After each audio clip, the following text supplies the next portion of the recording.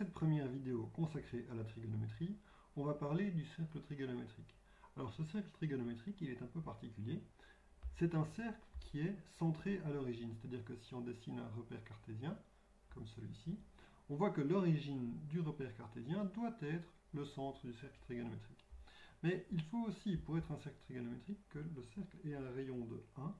Et ça veut dire que si ici je définis mes longueurs, je vois que le rayon du cercle vaut 1, et donc le cercle passe par le point 1, 0 et par le point 0, 1. Alors, le cercle trigonométrique va servir à représenter des angles.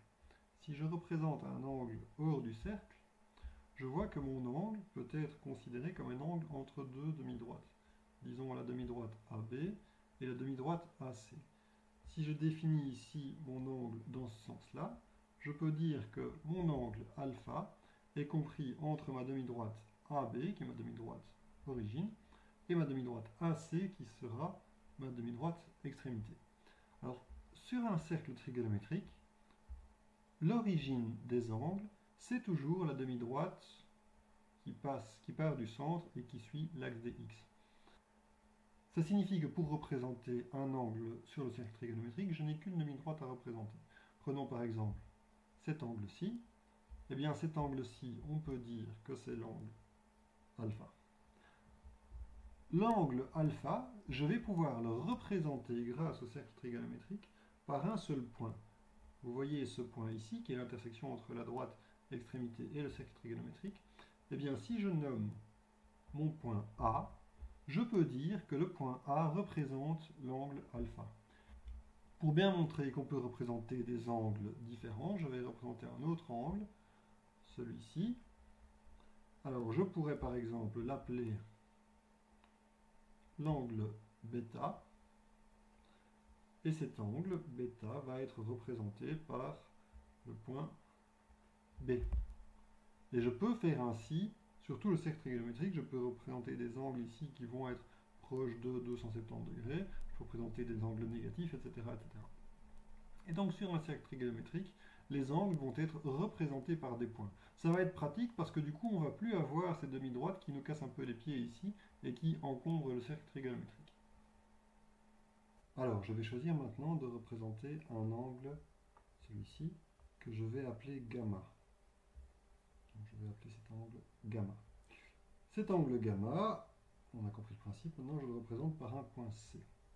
Alors ce point C a une abscisse qu'on peut représenter ici par une longueur qu'on va noter XC. Donc l'abscisse ici, c'est quoi? C'est la longueur de ce segment rouge. Ce point C a bien sûr une ordonnée. Voilà, je vais représenter cette ordonnée et je vais l'appeler YC. Ok. Je vais maintenant m'intéresser à un triangle rectangle. C'est ce triangle-ci.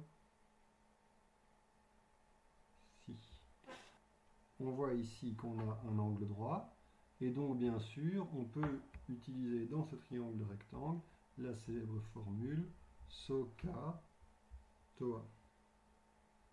Ok? Alors, l'angle auquel on s'intéresse ici, c'est le côté gamma. Et par rapport au côté gamma, le côté opposé, c'est le côté dont la longueur est YC, c'est le côté vert. Alors le côté adjacent ici se trouve en bas, et ce côté adjacent, eh bien il a une longueur qui est évidemment égale à ma longueur XC. Et donc je vais l'appeler ici le côté adjacent. Alors en général, moi je préfère représenter les abscisses ici au-dessus. Comme ça on a un trait ici, un trait là, et on arrive à bien les distinguer des axes.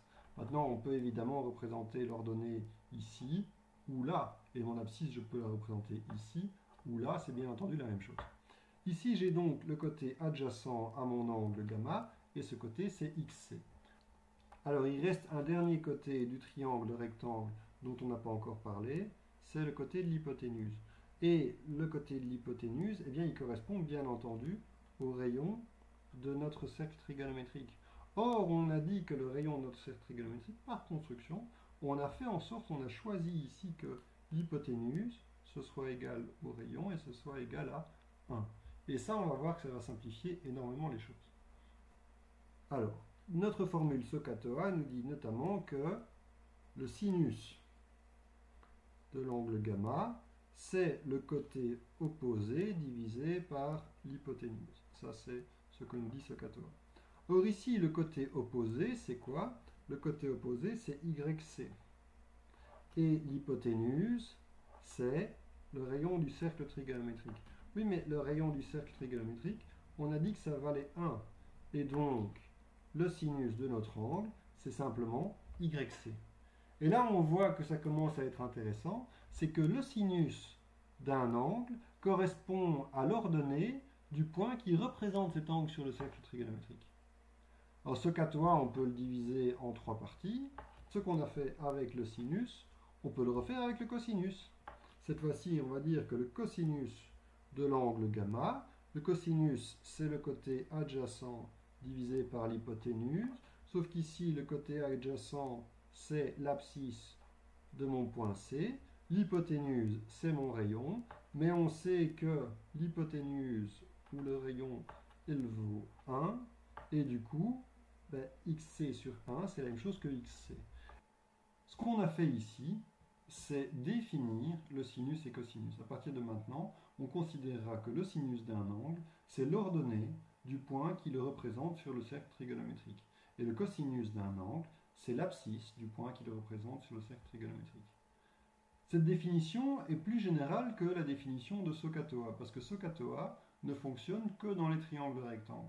Dans un triangle rectangle, le sinus d'un angle, c'est la longueur du côté opposé à cet angle divisé par l'hypoténuse. Mais ça fait intervenir la notion d'hypoténuse, et ça, on n'a que dans des triangles rectangles. Alors qu'avec cette définition qu'on vient de voir ensemble, qui nous dit que le sinus d'un angle, c'est l'ordonnée du point qui le représente, à ce moment-là, on peut travailler avec des angles qui vont être obtus, par exemple. Je prends ici un exemple d'un angle bêta. L'angle bêta est représenté par un point B, et ce point B, eh bien, il a une abscisse et une ordonnée, et du coup, on peut définir un sinus et un cosinus de l'angle bêta. Ici, le sinus de l'angle bêta, c'est environ 0,5 à vue de nez. Alors, le cosinus, c'est l'abscisse du point B, et cette abscisse est négative, puisque le point B est à gauche de l'axe des Y. Donc ici, on va avoir une abscisse qui vaut environ, à vue de nez, je dirais, moins 0,8, quelque chose comme ça. Le fait de pouvoir travailler avec des angles qui sont supérieurs à 90 degrés va nous permettre de déterminer 4 cadrans sur mon cercle trigonométrique. On va avoir ici des angles entre 0 et 90 degrés qui appartiennent au premier cadran. Entre 90 degrés et 180 degrés, on définit le deuxième cadran. On a le troisième entre 180 et 270 degrés. Et le quatrième cadran est entre 270 degrés et 360 degrés. Alors dans le premier cadran, on a que le sinus d'un angle alpha est toujours positif. Et le cosinus d'un angle alpha est aussi toujours positif. Par contre, dans le deuxième cadran, le sinus d'un angle alpha, il est toujours positif puisqu'on est toujours au-dessus de l'axe des x. Par contre, le cosinus d'un angle alpha, dans ce cadran-là, est négatif puisque tous les points sont situés à gauche de l'axe des y. De manière similaire, on a pour le troisième cadran des angles qui vont avoir un sinus négatif puisqu'on est en dessous de l'axe des y et un cosinus négatif aussi puisqu'on est à gauche de l'axe des y. Pour le quatrième cadran, on va avoir des sinus négatifs puisqu'on est en dessous de l'axe des y, en dessous de l'axe des x, pardon, et on va avoir des cosinus qui vont être positifs puisqu'on est à droite de l'axe des y. Alors, il arrive qu'on utilise des nombres trigonométriques dans des triangles qui ne sont pas rectangles. Je vous donne deux exemples que vous connaissez déjà. Le théorème d'Al-Kashi, par exemple, c'est un mathématicien arabe. Alors, le théorème d'Al-Kashi, on l'appelle aussi Pythagore généralisé. Ce théorème nous dit que dans le cas d'un triangle dont les côtés s'appelleraient A, B et C, le carré du côté C vaut A carré plus B carré moins 2AB fois le cosinus gamma, où l'angle gamma est l'angle qui est situé en face du côté C. On a aussi une relation hyper célèbre, qui est la relation au sinus, qui dit que le sinus alpha divisé par A, c'est la même chose que le sinus de bêta divisé par B, et c'est la même chose que le sinus de l'angle gamma divisé par C. Et de nouveau, il est important de dire que c'est vrai évidemment seulement quand l'angle alpha est situé en face du côté A, l'angle bêta en face du côté B et l'angle gamma en face du côté C. Alors terminons par un petit bout d'histoire. L'idée est d'étudier les sinus et les cosinus. A priori, ça peut paraître un peu étonnant de s'intéresser à la hauteur de ce point-là par rapport à l'angle ici. En réalité, les premiers qui ont commencé à s'intéresser à quelque chose qui ressemblait aux sinus et cosinus, ce sont les Indiens. On a retrouvé des manuscrits indiens qui nous disent que les Indiens s'intéressaient à la relation. Alors, ils ne s'intéressaient pas exactement aux sinus et cosinus, mais ils s'intéressaient à la relation entre cette distance AB pour un angle alpha.